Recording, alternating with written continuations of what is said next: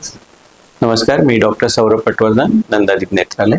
आज आपण या व्हिडिओमध्ये थोडक्यात माहिती घेऊया की डायबिटीस म्हणजे मधुमेहामुळे आपल्या डोळ्यावर कुठले परिणाम होतात आणि त्यातला महत्त्वाचा परिणाम कुठले आणि त्यासाठी काय काळजी घ्यावी.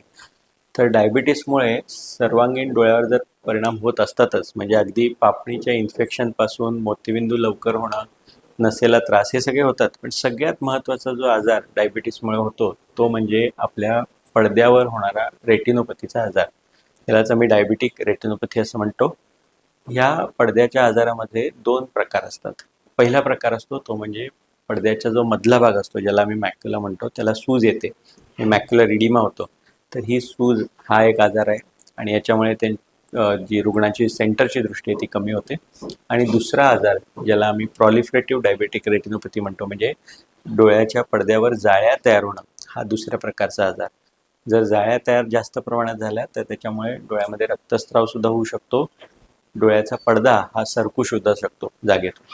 तर ह्या प्रत्येकासाठी इलाज असतो, पण सगळ्यात महत्त्वाचं आहे डायबिटीसच्या रुग्णांना माहिती म्हणजे असावी की तुम्हाला जर मधुमेह असेल आणि तुम्हाला डोळ्याला कुठलाही त्रास नसेल, तुम्हाला अगदी व्यवस्थित दिसतं, चष्म्यानं दिसतं किंवा विदाऊट चष्मासुद्धा क्लिअर दिसतं, तर याचा अर्थ असा नाही की तुमचा पडदा नॉर्मल असेलच.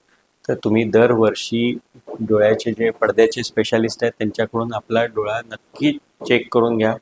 कारण जर डोळ्याचा हा जो आजार आहे तो जर लवकर म्हणजे आधीच्या स्थितीत आपल्याला सापडला तर तुमची दृष्टी ही आयुष्यभर चांगली राहू शकते.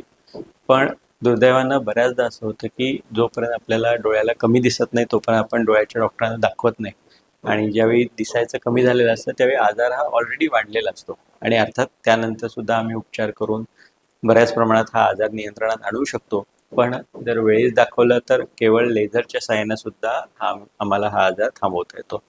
जर हा आजार वाढलेला असेल तर त्याला काही आम्ही इंजेक्शन देतो सूज कमी करण्यासाठी किंवा डोळ्यातलं जे ब्लिडिंग आहे ते कमी करण्यासाठी.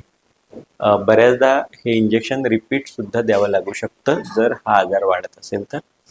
इंजेक्शनच्या शिवाय डोळ्याचं लेझर करणं हा एक फार महत्त्वाचा उपाय आहे आणि ह्याच्यामुळे आजाराचा जो वाढण्याचा वेग आहे तो कमी होतो. आणि तिसरा उपचार म्हणजे ऑपरेशन. या ऑपरेशनमध्ये आम्ही काय करतो की पडद्यावरच्या जाळ्या, तसंच पडद्यावर आणि आलेले जे लेयर्स आहेत आणि ताण आहे तो सगळा काढून टाकतो आणि पडदा पूर्ववत करण्याचा प्रयत्न करतो. आपल्या डोळ्याला कुठल्या प्रकारच्या कुठल्या स्थितीतला आजार आहे यानुसार डॉक्टर तुमचे जे ट्रीटमेंट करायचे ते ठरवतात. पण सगळ्यात लक्षात ठेवा महत्त्वाचं की तुम्हाला त्रास नसेल तरी तुम्ही डोळ्याच्या डॉक्टरांना वर्षातून एकदा दाखवणं हे तुमच्या हितासाठी आणि तुमच्या दृष्टी ही सतत चांगली राहण्यासाठी हे फार महत्त्वाचं आहे. त्यामुळे मुळीच निष्काळजीपणा करू नका आणि वेळीच दाखवा. आणि जर कुठलाही आजार हा चालू झाला असेल तर त्याची वेळीच ट्रीटमेंट करून घ्या.